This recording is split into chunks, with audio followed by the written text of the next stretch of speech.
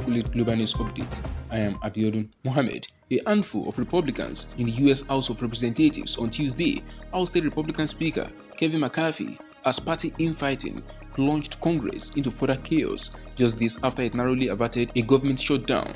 The 216 to 210 votes marked the first time in history that the House removed its leader, with 8 Republicans voting with 208 Democrats to remove McCarthy. McCarthy told reporters he would not make another run for Speaker.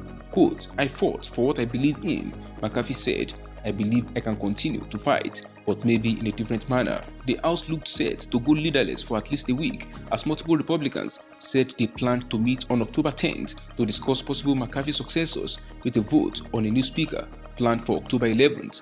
Tuesday's rebellion was led by Representative Matt Gaetz, a far-right Republican from Florida and McCarthy antagonist who finally turned on the speaker after he on Saturday relied on Democratic votes to help pass a bill to avoid a partial government shutdown. It was the latest moment of high drama in a year when the Republican-controlled House brought Washington to the brink of a catastrophic default on US debt of $31.4 trillion and a partial government shutdown.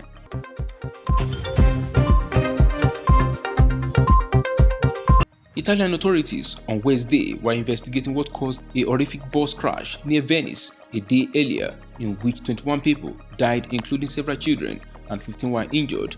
The electric bus carrying foreign tourists returning from a day trip to Venice crashed through the guardrail and off an overpass late on Tuesday in the Mestre district, slamming into the ground more than 10 meters below and catching fire.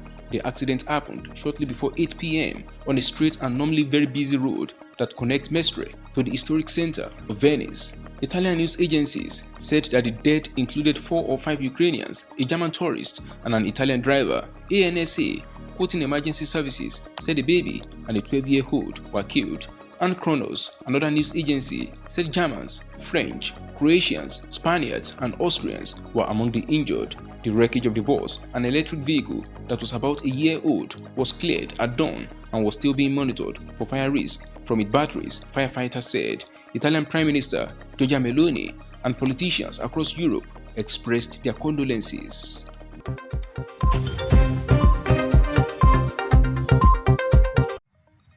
Pope Francis has opened an important meeting on the future of the Catholic Church, with progressives hoping it will lead to more women in leadership roles and conservatives warning that church doctrine on everything from homosexuality to the hierarchy's authority is at risk. Francis presided over a solemn mass in St. Peter's Square on Wednesday to formally open the meeting, with hundreds of clergy from around the world celebrating on the altar before the rank and file of Catholic lay people, whose presence and influence at this meeting marks a decisive shift for the Catholic Church. Rarely in recent times has a Vatican gathering generated as much hope, hype, and fear as this 3-week closed-door meeting known as a synod. It won't make any binding decisions and is only the first session of a 2-year process, but it nevertheless has drawn an acute battle line in the Church's perennial left-right divide and marks a defining moment for Francis and his reform agenda. Even before it started, the gathering was historic because Francis decided to let women and lay people vote alongside bishops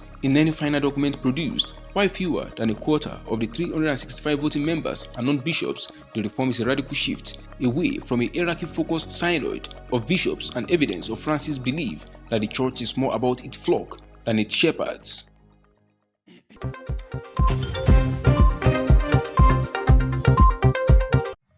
Sweden's Royal Academy of Sciences appeared to have inadvertently published names of 3 scientists it said had won this year's Nobel Prize in chemistry, although the award-giving institute said the decision was still hours away.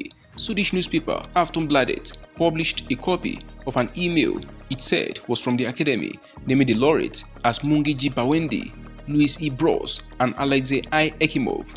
The announcement of this year's Nobel Prize for Chemistry is due at 9:45 GMT. Nanoparticles and quantum dots are used in LED lights and TV screens and can also be used to guide surgeons while removing cancer tissue, among other things, according to the statement. Bawendi is a professor at the Massachusetts Institute of Technology. Bros is professor emeritus at Columbia University, and Ekimov works for nanocrystals technology. The more than century-old prize is awarded by the Royal Swedish Academy of Sciences and is worth 11 million Swedish crowns.